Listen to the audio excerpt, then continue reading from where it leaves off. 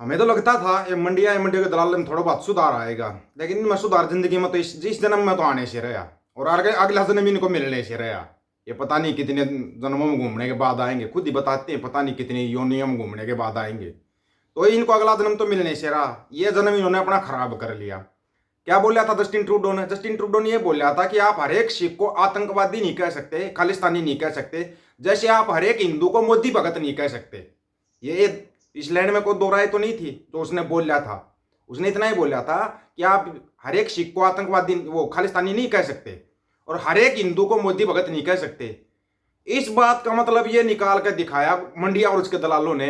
ये देखो जी, Justin Trudeau खुद कह रहा है कि खालिस्तानी हमारे यहाँ पे रहते हैं। वो तो फिर इसको भी गोदी मीडिया बोल रहा है, ये भी मान जाओ। तुम जो नए नए विवाद उठा के लेकर आ रहे हो, वो इसको भी तो गोदी मीडिया बोल रहा है। अच्छा, इसको क्या कहोगे तुम? जो न्यूयॉर्क शहर के मेयर है एरिक एडमस, उसको क्या कहोगे? तुम वहां नहीं बोल सकते? सबको पता न्यूयॉर्क शहर कहाँ है, वो अमेरिका में है, वहां नहीं बोल सकते तुम? एरिक एडमस ने घोषणा की कि न्यूयॉर्क अब अवैध प्रवासियों को वाउचर जारी नहीं करेगा। डेमोक्रेट मेयर एरिक एडम्स प्रवासी परिवारों को प्रीपेड डेबिट कार्ड प्रदान करने वाले कार्यक्रम की समाप्ति की घोषणा करते हुए इस कार्यक्रम को सफल बताया। उन्होंने कहा इससे खाद्य पदार्थों की बर्बादी कम हुई और स्थानीय अर्थव्यवस्था में लाखों डॉलर का निवेश हुआ है। ट्रंप का एक और इनाम, डोनाल्ड ट्रंप का एक और इनाम। मुबारक हो भक्तों, तुम्हारे को जो सुविधाएं मिल रही थी ना, वो होगी ना खत्म। अब एक तरफ तो तुम, ये कौन है, उज्जवल दोसांझ है कोई, लिबरल प्रधानमंत्री पॉल मार्टिन के पूर्व कैबिनेट मंत्री उज्जवल दोसांझ, उन्हें बहुत बड़ा हमला किया भाई प्रधानमंत्री जस्टिन ट्रूडो के ऊपर। उन्होंने बताया कि ये उग्रवाद को बढ़ावा देता है। सिख नेता भी बताते हैं इसको, उज्जवल दोसांझ को। सिख नेता उज्जवल ने कनाडा के अखबार नेशनल पोस्ट में से बातचीत में कहा सिखों का एक बड़ा तबका शांत है और उन्हें खालिस्तान से कोई लेना देना नहीं है। वो सिर्फ इसलिए नहीं बोलते क्योंकि उन्हें हिंसा का डर है। इसने भी तो यही बात कही है। इसकी बात को तुमने ऊपर दिखा दे, देखो जो उज्जवल दोसांझ ने कितना बड़ा हमला बोल दिया। सिख नेता, मैं पहली बार देख रहा हूं ये बिना केसों के, बिना पगड़ी के उनको सिख नेता कैसे बोल देते हो आप लोग? ऐसे तो आप हर किसी को सिख नेता बना दोगे, इस उज्जवल दोसांझ को बना दिया सिख नेता। कैसे सिख नेता है ये? तो पगड़ी का मान सम्मान नहीं रख सकता, वो कोई सिख नेता नहीं है, नहीं मानते उसको सिख नेता। ये बात आप भी बता सकते हो। उज्जवल दोसांझ आगे कह रहा है पंजाब में एक अलग सिख देश की मांग 1930 के दशक से में उठी थी। 1930 में उठी थी ना, और इन्होंने इल्जाम कब लगाया था? 1984 में। देखा, ये अपने झूठ बोल के खुद ही फंसते हैं, इनको किसी को फंसाने की जरूरत नहीं होती। और जो कनाडा के उसने पुलिस ने जो बयान दिया उसका क्या करोगे? चलो वो भी सुनाएंगे तुम्हारे को, अगर आ जाता तो समझ में।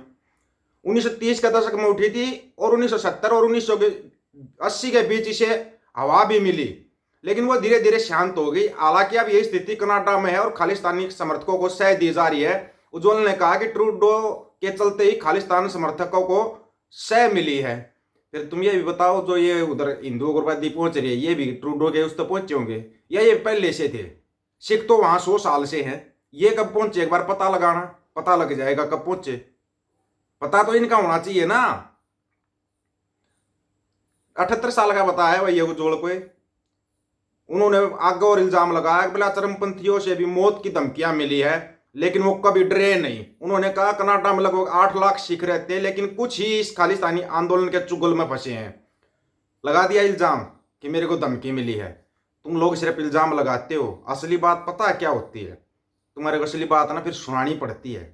अगर थोड़ी बहुत अकल हो ना तो सबूत ऐसे दिए जाते हैं, सुन लो। Mr. Chair, thanks, and happy Halloween to everyone. I'd like to use my time to provide some insights into the role of India's Foreign Intelligence Service in the conduct of covert operations abroad. I know that a question was asked about this in the committee's last meeting, and Mr. Rogers, the new CSIS director, said that he couldn't provide any details. The name of that service is the Research and Analysis Wing, or RAW. It operates from within the Prime Minister's office, is subject to direction from the Prime Minister's National Security Advisor, and is not publicly or judicially accountable for its actions. RAW sometimes enjoys heroic treatment within Indian popular culture as a defender of Indian security. RAW has a long history, tracing its roots back to a British-run organization during the period of the Raj. After Indian independence, it was reformulated but struggled to attain any real professional capacity. It was significantly reformed and founded as RAW in 1968. For decades, the focus of its foreign operations was in intelligence gathering targeting regional geopolitical adversaries, China and Pakistan in particular. But from the late 1980s, RAW began to turn its attention to a different sort of perceived enemy. इसी ने कहते होंगे ना सबूत देना। तो ये तो सरेआम हमले देते हैं, कहाँ से प्रधानमंत्री कार्यालय से हो रहा था या नेशनल सिक्योरिटी एक्ट वाले जो एनएसए वाले चीफ कर रहे थे, कौन कर रहा था? इसको बोलते हैं क्लियर बोलना। अच्छा, वो कनेडियन पुलिस वाले का समझ लो फिर। Week, there have been several demonstrations across our region. While some remain peaceful in nature, some, as you've seen, have turned violent. We've kept you updated on arrests following the initial demonstration on November 3rd, which took place at the Hindu Sabha Temple in the city of Brampton. On November 4th, tensions rose once again at that location, where hundreds gathered, many of which were armed with weapons. Our public order unit was deployed to maintain public safety, and order was finally restored when both crowds 4 number का dispersed. सुन लो पूरा। Following the demonstrations, several videos began to circulate online, which captured several offenses taking. नहीं समझ में आ रहा हो ना, video ले लेना, वीडियो दे देंगे। वैसे व्हाट्सएप बंद कर रखा है मेरा, फिर दोबारा फिर व्हाट्सएप बंद कर दिया। क्यों व्हाट्सएप बंद के चक्कर में पड़ते हैं तुम मेरे के? पहले तो ये बताओ, तुम मेरा व्हाट्सएप बंद करके मतलब क्या हासिल करना चाहते हो? कुछ हासिल नहीं होगा तुम्हारे को, मेरा व्हाट्सएप बंद कर दोगे तो कुछ भी हासिल नहीं होगा। व्हाट्सएप बंद कर दोगे, यूट्यूब चैनल के चक्कर में तुम व्हाट्सएप बंद कर रहे हो मेरा, मेरे को ही पता है इस बात का। तुम हर दूसरे दिन मेरा व्हाट्सएप बंद कर देते हो, बैन लगा देते हो। क्या निकालोगे उससे? थैंक्स बटन का प्रयोग हो जाएगा यहाँ पे। थैंक्स बटन का प्रयोग कर देंगे अपने साथ वाले।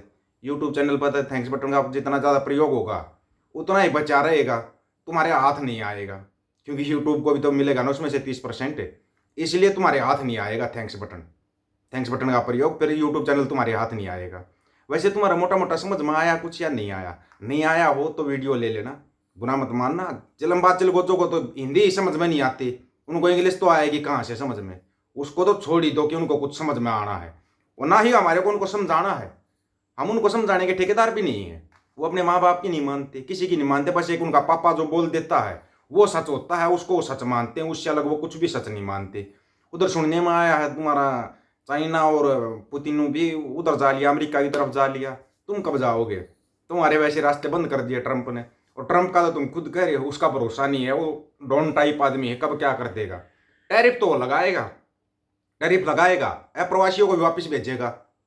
न्यूयॉर्क से शुरुआत भी कर दी न्यूयॉर्क से। अब तुम्हारा कहाँ खाना बचेगा? तुम इसीलिए तो भागते थे, क्योंकि तुम्हारे को फ्री में वहाँ पे सुविधाएं मिल जाती थी। यहाँ पे तो 5 केजी अनाज मिलता है उसमें, और अनाज से तो तुम्हारे को मतलब ही नहीं है, चल ये भी तुम्हारे को डॉलर पंगा भी तुम करो। एक कनाडाई डॉलर कितने रुपए का आता है पता है? 60 रुपये 65 पैसे का आता है। फिर तुम बराबरी करना चाहते हो, ये कर देंगे, बर्बाद कर देंगे। पहले उसके बराबर में अर्थव्यवस्था करके दिखा दो। तुम ऐसा करके दिखाओ कि 60.65 कनाडाई डॉलर में 1 रुपया आना चाहिए, करो 1 रुपया उसकी टक्कर में। 1 कनाडा का डॉलर जरूर तुम्हारा उसके 60 रुपये 65 पैसे का है। बताओ फिर तुम का मुकाबला करोगे? आप लोगों की क्या राय है इनके बारे में? राय रखना फिर का इंतजार रहेगा। सभी साथियों को राम राम, नमस्कार, आदाब, सत श्री अकाल। वीडियो को ज्यादा से ज्यादा शेयर, चैनल को सब्सक्राइब और बेल आइकन को दबाना दोस्तों। ऑफिशियल दीपक फौजी यूट्यूब चैनल, बात हक और सच की करेंगे, हक सच की बात हम करेंगे। वीडियो को शेयर करने की जिम्मेदारी आप लोगों की है। गज के आखो, वाहेगुरु जी का खालसा, वाहेगुरु जी की फतेह।